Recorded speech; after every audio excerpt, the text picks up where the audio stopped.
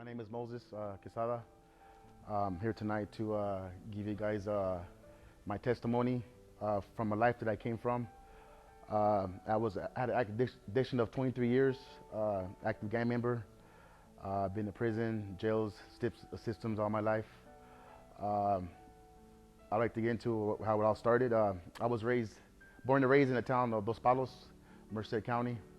At a very young age, I was exposed to the party lifestyle, violence, stuff like that, that later on carried me to start getting into those things. Since I can remember, my family always had get-togethers, and big family I came from, a lot of family members. My grandfather had 4 brothers, 3 sisters, so my immediate family was my mother, my aunt, and 4 brothers.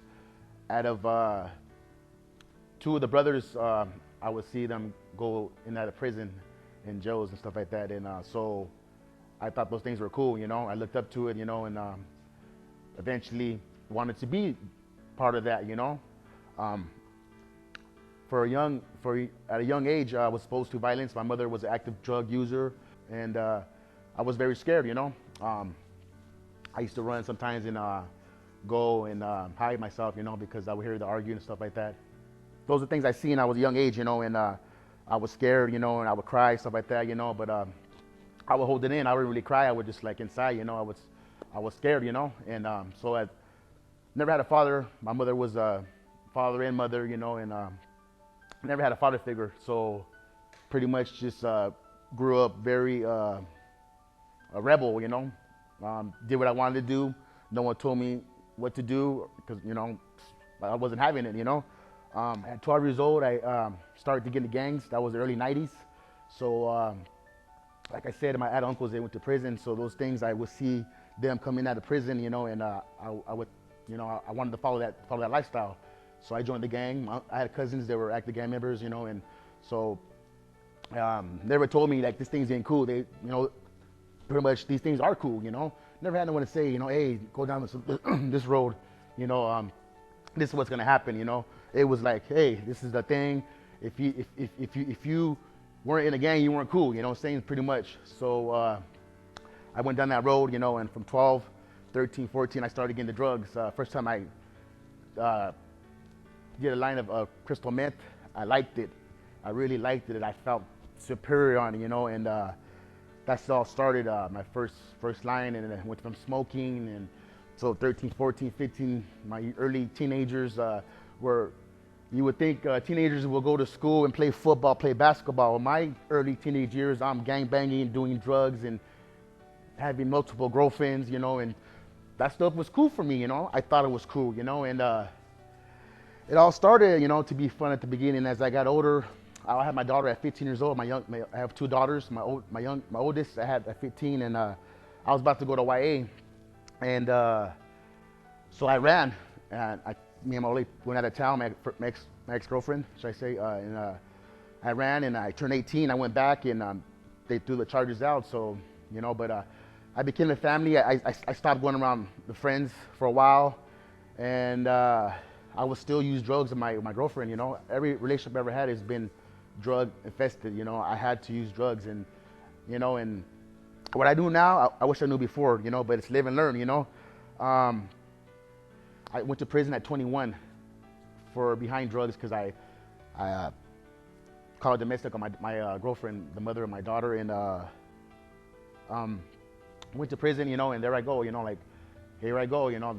This is what I wanted to be. So here I go, going down that road. And not knowing that that what was the outcome going to be of it, but I knew that I wanted to go to prison because I thought that stuff was cool, and sure enough, I went to prison. I got out. So when I got out of prison, I struggled with depression and loneliness because I didn't have my family no more. So I pretty much just numbed all my 20s. I numbed my pain, with just getting high, running streets, doing violations, doing a year here, doing 6 months here, 2 years here, 3 years here. I'm just in and out of prison, in and out of jail. every relationship that I was in, it was drugs included, you know. So I was very type of person, you know, that I would get high and I would like to get high and you know, get out there, you know. I would stay up nights if I hated to sleep, you know. So I pretty much got out there, you know, and started tripping out, you know. And it wasn't even nothing like that. It was on my mind, you know, pretty much, you know, how drugs affect the person, you know.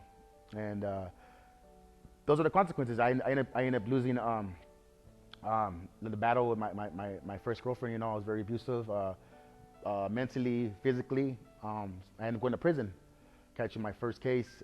That was not my first case, but my first case to prison, you know. And I went to prison, came out, and so in 2010, I told myself I wanted better for myself, you know, and I wanted different, you know.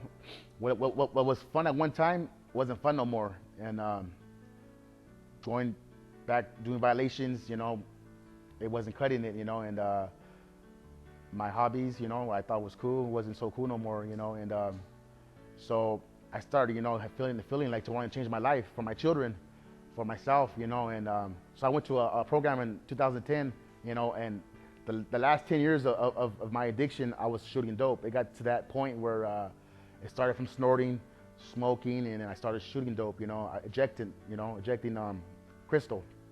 And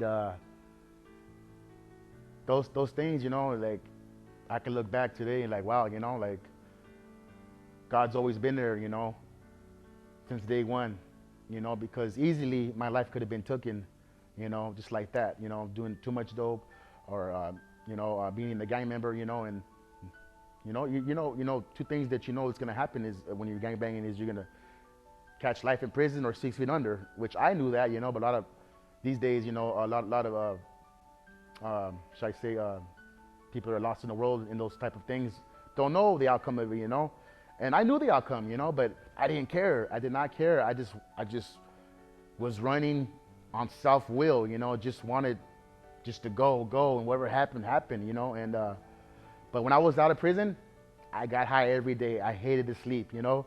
I disliked it, you know. I sleep when I catch a violation. So like I said, I went to a 12-step program in Fresno, 2010. My first time getting recovery, but it wasn't good enough, you know. I got kicked out. I used to go and buddy people out to the hospital, to appointments, and I would still drink, you know. But that's how the beginning process started. God's always been there for me, you know. God's always been walking with me, you know.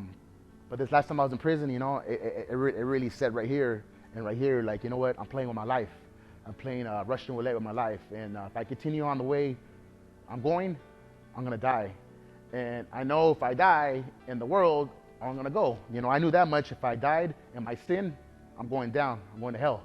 You know, because the Bible says it, you know. I knew that much. I didn't know too much about the word at the time, but I knew if I died in my sin, I was gonna go to hell. I knew that much, and that scared me, you know. That scared me to want to get right. But the whole time, you know, I'm just running on free will. Like, man, I want different, but I just don't know how. So I would get locked up, come back, and want to change my life, but I would go back to the streets. So I came to a sober living home in Winton, House of Rehabilitation, Church of Christ, and that's where I got saved. And I've never been one to stay in one spot. I've always bounced around, you know, stuff like that, you know. And but I came to this church, you know, and I felt God's presence, you know, and I felt home, you know. Everybody embraced me. Everybody was open arms, you know, and when I was growing up, open arms, you know, a hug was like that. It was like, is it for reals, or, you know, is there something behind it? Is there a motive, you know? So that was my thing, you know, like where the lifestyle I came from, you know, there was something behind it, so, you know, had a second guess, you know, but whatever, you know, like if it is, you know, it's gonna happen, you know. But so I came to the church. I went to the house where I stayed. But today, I can see the big picture, you know. God's gave me my life back, a real life. I don't need a drug or alcohol to feel good. God, just think about God, you know, the life I have today, I feel good. I have my kids in my life, you know. All these things that are happening that I thought could never happen, you know, at least not on my, on my own, you know, it could never happen. But with God in the picture and God steering the way, being my GPS, you know, I can see the big picture. Now that I'm older, being mature, and seeking God on a daily, it's a whole different, you know, it's like, wow, you know, like you can't go wrong if you see God, and ask Him for guidance, ask Him for, include Him in everything that you do, everything. So the outcome, you may not like it, but if you included Him, then that's what He wanted, Those things I know today because I seek Him on a daily. I read His Word. I go to church, for the rest of my life. That's something that I can, if I would, something to stand out to what I'm saying is to get a hold of God, seek Him, do what you got to do to get closer to Him, because that's the only way you're going to be delivered from your problems, from your suffering, from your pain, from your fear, from the gang activity, because the devil comes to steal, to deceive, and to kill. That's his main purpose. Any joy that you have, any happiness, he's going to steal it, and he can't steal it if you're right with God and you have a strong foundation. He may knock you down, to the side, but he can't knock you off because you have a strong foundation with God. To the ones that, they're struggling in those areas, seek God, give Him a chance. He's waiting for you. He doesn't want nobody to perish. He wants everybody to have a righteous life, This didn't happen overnight, me coming to this point right here. It's like, I never thought I'd be in this predicament, but that's how God works, I never thought I could change my life, but through God, He's seen the good in me. He dusted me off and gave me this opportunity, If you have a family member or a brother or a son who might be struggling in those areas, drug addiction, it's not, the impossible is possible. The proof's in the pudding. They said that was a lost cause, that I was going to be the way I was the rest of my life, and you can't do it, through God, and me going to the sober living home, like I said, I wasn't out of prison, but I wanted to do good, but I just had nowhere to go, and me coming to the sober living house in Winton, it helped me tremendously. But the house doesn't change you. If you go to the house and like, oh, I'm changed, I'm going to church, I'm changed. No, you get what you put in, and that's pretty much life, You get what you put in, and if you're doing the footwork and you're pushing that concrete, then God's gonna guide you. He's gonna bless you because He sees you being humble. But if you're just no, it's not gonna work like that. Nothing's gonna work like that. You got to do the footwork. And so if you're thinking about you want to change or you have a desire to change, that's God right there. That's God. Run with that. Take off with that because that is God. Get on your knees, bow to Him, ask for forgiveness of your sins. Let Him direct your path. I mean, there's no drug or alcohol could take the path of God that He's done in my life today. From my heart to you guys, this life that I have today is beautiful because God, this is the real life.